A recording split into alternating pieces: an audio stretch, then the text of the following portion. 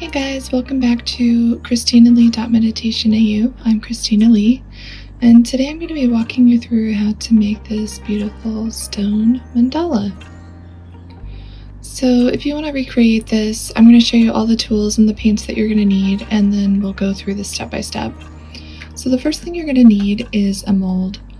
I got this from the Happy Dotting Company, and I will link all the tools and everything you see here below in the description, but this is a great mold. It's a silicone, and I use Ultracal 30 as well for my stones. It's a really hard material, and I just had a lot of good luck with it. So when you get this mold, it comes with this stencil too, so we're going to be using that in here as well, just drawing straight onto the stone with your watercolor pencils. The next thing you're going to need are some dotting tools. These are also listed in the description, but I love these tools. Each tip is a different size, and I've color coded them so you can follow along. And I'm also listing in the description the different size tips, what they are, and check that out in the description below. We're also going to need, I have this set of DIY mandala stone dotting tools. They're my favorite. I love these, and if you like my work and like to follow along, I would highly encourage you to get a set of those yourself. And then you're going to need some black gesso. When you get your stone ready, I'm not going to show you this part today, but you're going to want to do 2 coats of this onto your stone before you get started. And onto the paint. I love these colors. These are some of my favorite colors together. The first one is the Golden Fluid Titanium White, one of my favorite whites. And I've got 2 color shifts. If you know me, I love my color shift paints. They're really stringy. They require a lot of patience with this, but the colors really pay off, and I just absolutely adore them. So you're going to get the purple flash and the blue flash, the Deco Art Dazzling Metallics Amethyst, and then also, if you know my work, you know I love Arteza. I am such a sucker for Arteza paints. We're going to be using the from the metallic set, the gold, pearl lilac, turquoise, and the glacier blue. So these are the colors we're going to be using today, and on to the tutorial. Okay, so actually before we jump into the design, I want to talk about Arteza paints really quick, because I think a lot of you do want to try the Arteza paints, but you're not really sure how to mix them or how to actually use them so they look really nice. And I'm going to teach you what I've learned with them, and that's basically you got to find the right consistency with them. So you want to get these little paint buckets. I do have this listed on my website as well. And you're also going to want to have some pouring medium. The one from Liquitex is really great, but you can also purchase Ultracal, which is much more affordable. And you're going to use about a 1-to-1 ratio, so I just kind of eyeball it personally. You can measure it if you want to, it's just not my style. But you want to make sure you mix it up really well, and the consistency that you're looking for, you're going to focus on the peak that comes out when you take the tool out. So when you pull the tool out, you see this peak that's formed in the paint, and if you don't see it leveling out, if you're seeing it stay in that peak, then that means that your paint is too thick. You want to see it level out slowly. So I kind of count about 5 to 10 seconds is a good amount for it to level out. If it's any sooner than that, your paint is going to be too thin. If it takes more than 10 seconds, you're not going to get the nice round plumpy dots with it. So onto the design. We're going to go a little fast with this, so you're going to have to pause it if you want to make this piece. You're going to want to pause it and do an element and then go to the next step. You can see that I've drawn the lines on using the stencil. It's so nice to have a stencil for the stone. It's really great. I also wanted to talk about, like, I'm using certain tools. Like this one's the red tool, the large red nail stylus. it really kind of depends on how much paint you load onto your tool and, you know, your style of painting. Maybe you're a little more heavy-handed. I tend to be a little more light-handed, you know, depending on how much paint I want to put down. I might be a little more aggressive if I want a really big dot. But I tend to be, what's the word? I'm sorry, this is blurry. Someday I'm going to figure out how to focus consistently. Anyway, sorry, I digress. We can talk about that more. I want to talk about this white dot. This white dot is too big for this stone.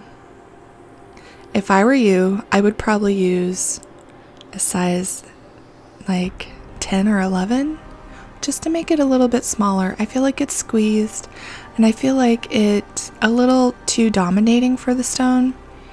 If you like the stone, you can make it like this, but this is my suggestion. Like if I were to go recreate the stone, that's what I would do.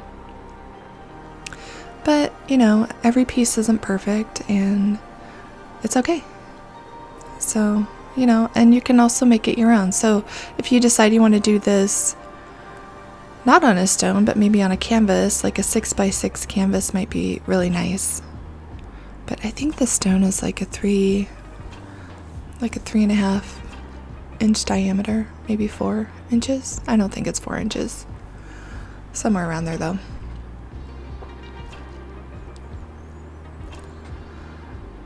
But my point about the dotting tools and the paint, it really depends on your style of painting.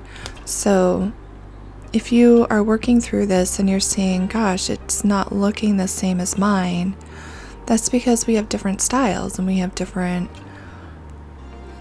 you know, we're different. So I feel like our life experiences even kind of dictate how we do art. So it's good if yours looks different than mine. It's going to.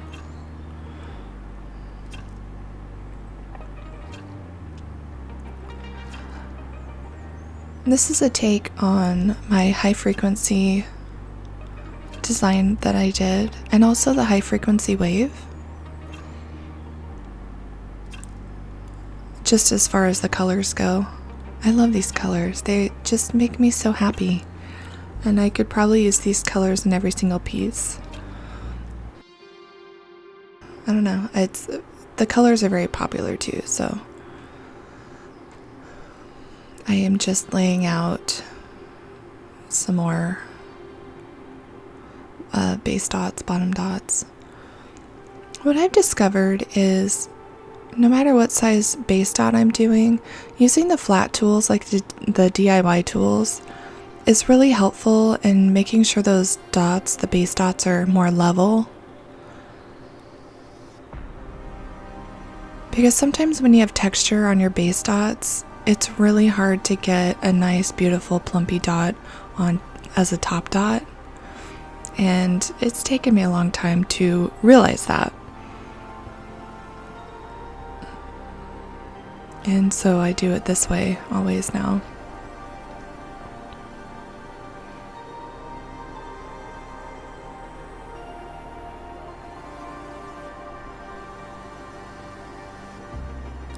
The stylus I have painted and color coded, I really need to repaint them because they're getting hard to tell which one's which, right?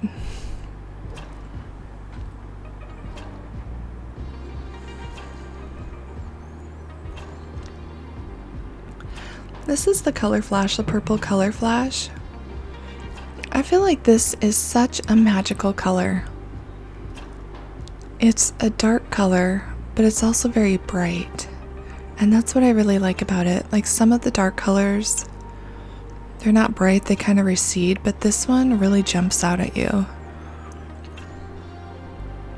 And then surrounding it in gold, it just makes it really rich looking. So it's so spectacular.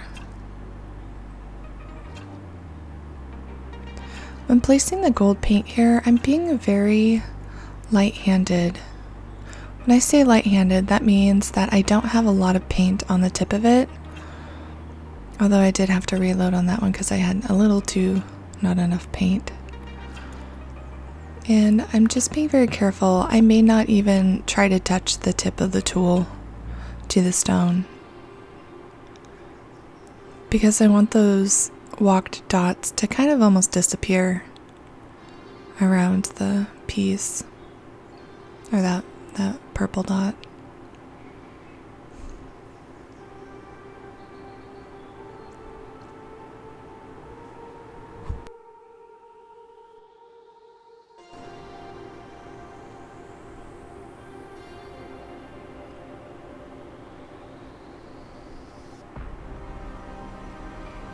Going back in for the center dot. Of course, I'm going to choose this color. It sets the tone of the piece, and this feels like fabulous jewelry. Okay, so I want to talk about this part too. When painting on a canvas and you have the white as the base dot, or golden fluid, or any sort of slippery satin paint, it's pretty easy to put a top dot on that.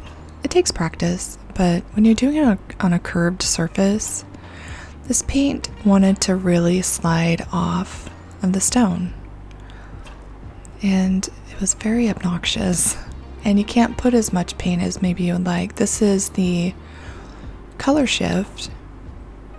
And typically that likes to stay put, but sometimes if you've got a really slick surface, and maybe this is where I might need to look into a different type of white paint for base dots, something that has a little more grip to it, kind of like Velcro.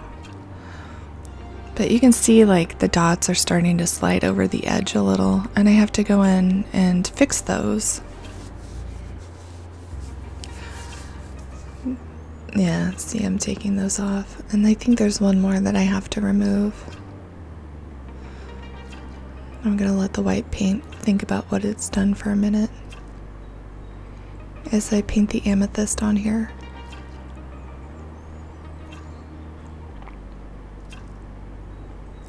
So I feel like the amethyst, the white dots with the amethyst is like a crown, and then the crown just keeps going to the back. It's like jewels. This whole thing is like jewelry. It was a fun one.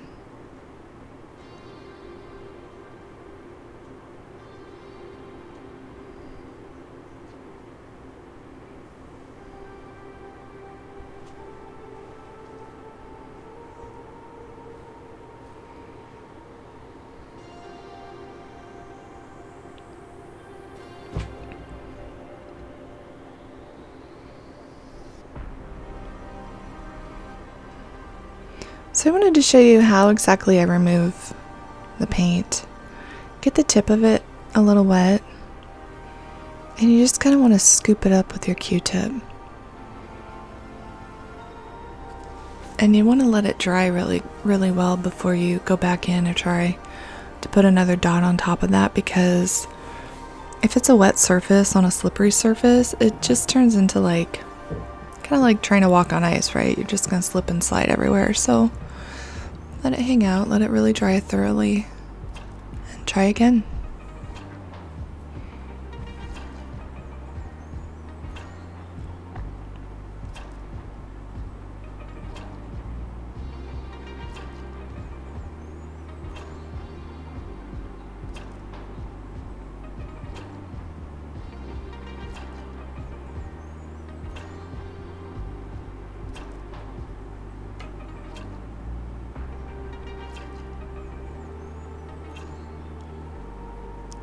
The really nice thing about Arteza paints, and I've already said this, is that you can get any consistency you want with them.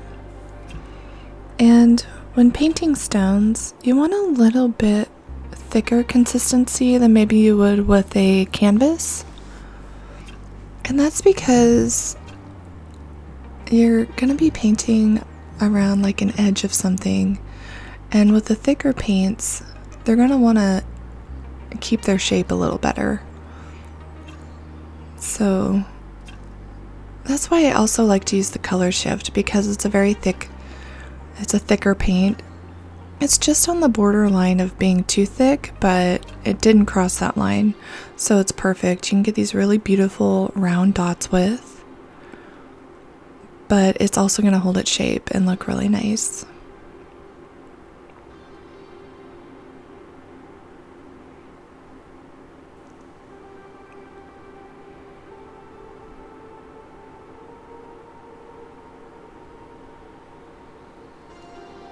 Sometimes you see me coming back and reloading my dotting tool when I'm walking dots, or using a different tip like that, and that's totally okay to do. I think sometimes we get hung up on, this is how much paint I have, this is the only way I can walk dots, and why doesn't it look really nice? And so there's no rules to this. You can walk dots with, 10 different tools if you wanted. If you wanted to be absolutely precise about it. If I were working on like a masterpiece or something, I might consider doing that. But I have been known to only walking dots like 2 or 3 dots per tool, and then I'll step the tool down. But on little stones like this, I don't think it's very necessary.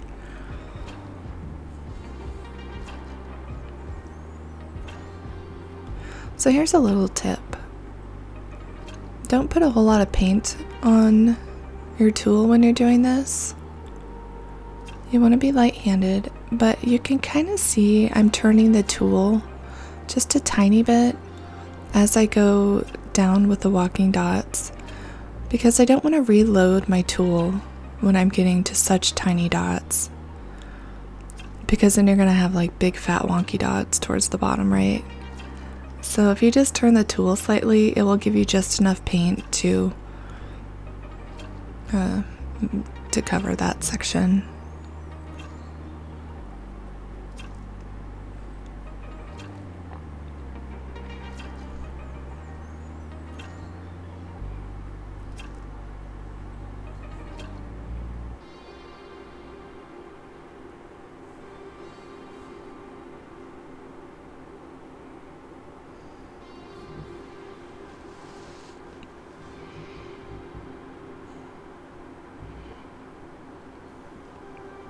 This is kind of what I was talking about earlier about walking dots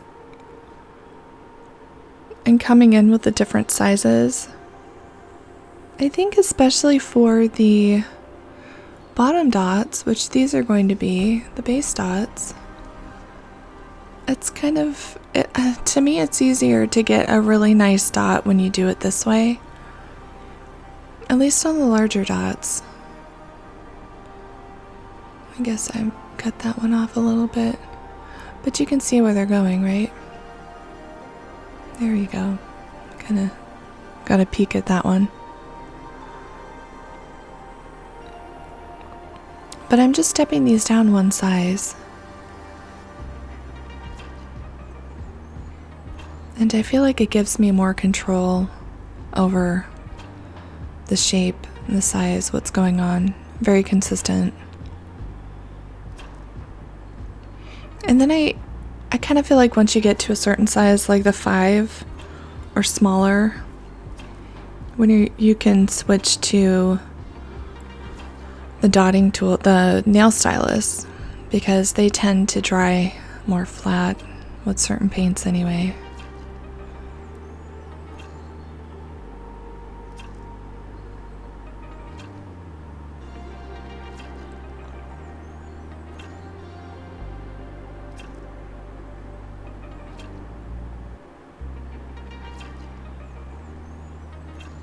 Just like that.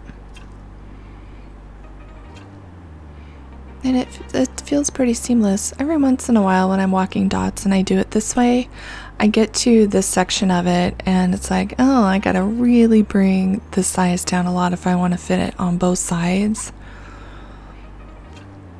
When the piece is all done, you can't really tell too much. But it's something to watch out for. Like when you're planning to do an element like this, consider how much space is in between each petal, and if you've got room to get a certain size in there, and then consider that when you're working yourself backwards to the tip and what size would make the most sense there. It depends on the design. I mean, you can do larger dots than the white ones if you didn't want to go all the way to the bottom of the petal, or maybe you just want to go halfway. So it really depends, but that's kind of what I think about when I'm designing the different elements. Like, where do I want to take it? Where's my endpoint with walking dots? And how do I want it to read on the canvas, or in this case, the stone?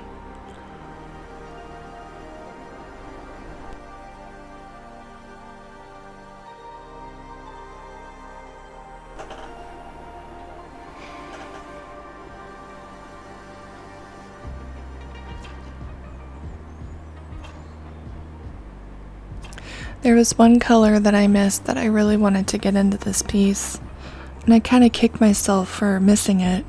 I think I just used too many colors, and I got a little overexcited. I think it would have been okay if it was on a large canvas. I could get away with so many colors.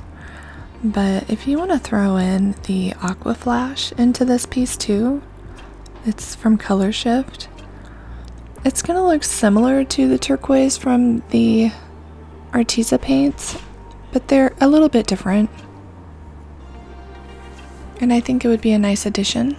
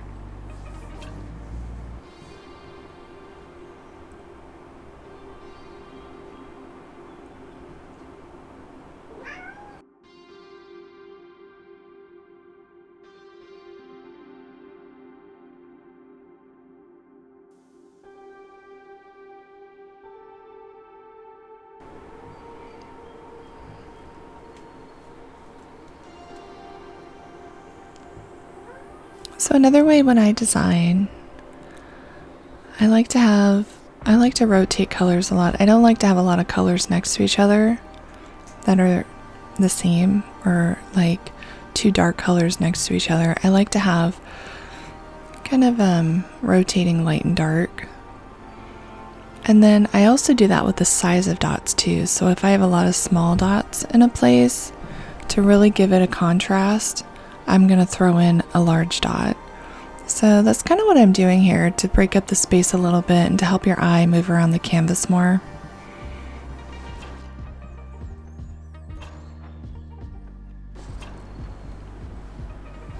And this is a great example of that, with the little tiny dots around this this blue dot.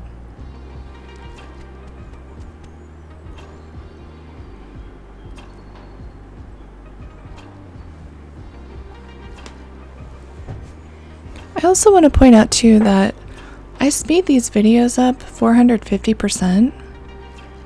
So if you think that I paint this fast, it's not true. If I did this video at 100%, this video would be probably 5 hours long. Maybe more. Plus I edit out a lot of redundant parts too, so...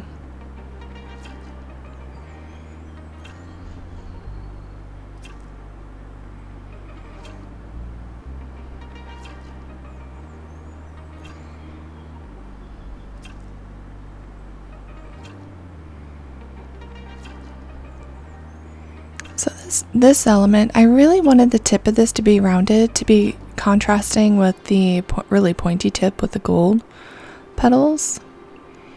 So using the kind of the center tip dot thing as the same size as the dots next to it really helps to round that out. So, you know, if you're working on something, just think about that part. If you want something to be really pointy, the first dot you put down is going to be a larger dot than the ones that you put down next to it.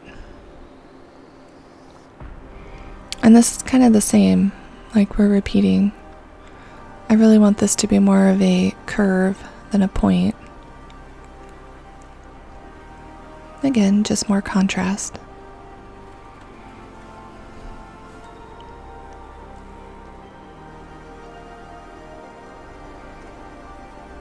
I didn't mention this a whole lot, and now that we're kind of middle way, almost done with the video,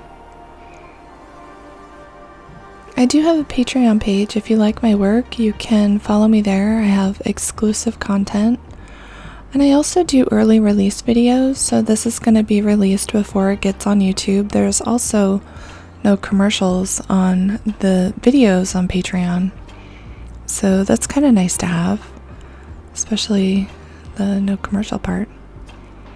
And I also have a sticker of the month club on that too, so you can get a sticker every month. How exciting. And also, this is a color challenge for the month of February 2021, and if you want to be a part of that or want to learn more about that, you can follow me on Facebook. And also I have a Facebook group where fellow dotting enthusiasts can go and share their work and be part of a fantastic community.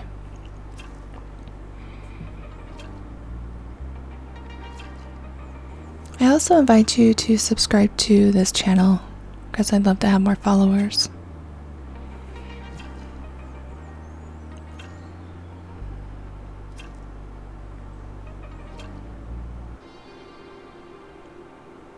I do want to mention holding stones is a little awkward to begin with, and I'm doing a Facebook Live here, and I'm also trying to record, so it may not be the most perfect angle to record at, but it's a little fiddly and a little bit hard to, what's the word? Kind of balance between, you know, the two different cameras and also not dropping it. Which I'm really proud to say I did not drop this stone. I've dropped most of them. But if you don't have one of these little sponges, they're kind of nice to have. My cats like to play with them. They also work great to, like when you put your stone upside down, obviously you want it to be dry, but when you put it on the sponge, it's not going to damage your dots. So many times early on, I would put stones upside down and then there would be an imprint or they'd get smushed. And these sponges don't do that. So if you do any sort of dotting on stones, that would be really useful to have. I've seen them, I got mine on Amazon, but I've seen them at like Michael's or other craft stores. But I think these are like pottery sponges. So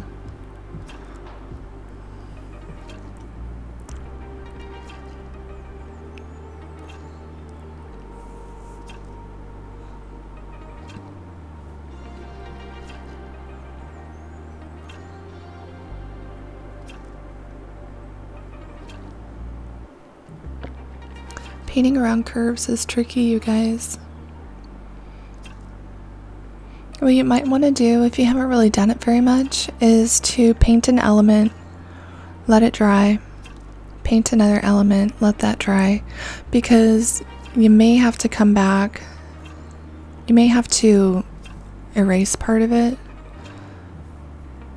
and it's tricky when you've got all this curviness going on and trying to paint around that and then trying to erase part of it and not erase all of it. It can get a little frustrating. So, I don't know, just a suggestion. You don't have to do that. And sometimes these dots are so small, like once you get around a couple of times, they're going to be dry. So you don't have to wait very long.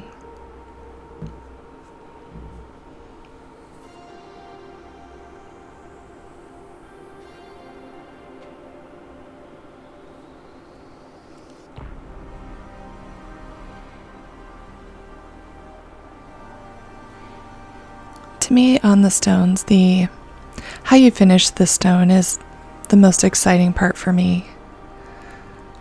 I don't know, it's all kind of exciting. Like, it's almost a journey. You start out in the center and then you work your way out, and then you get to finish it however you want. And I wanted this to really feel like jewels. Like, these paints are kind of all pearl paints almost.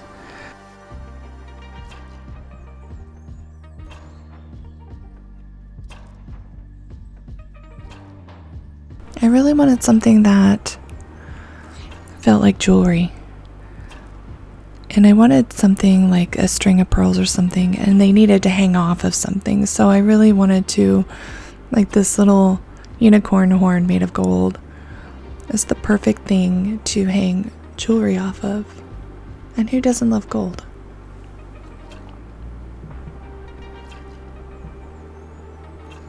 But you'll see what I'm talking about in a minute.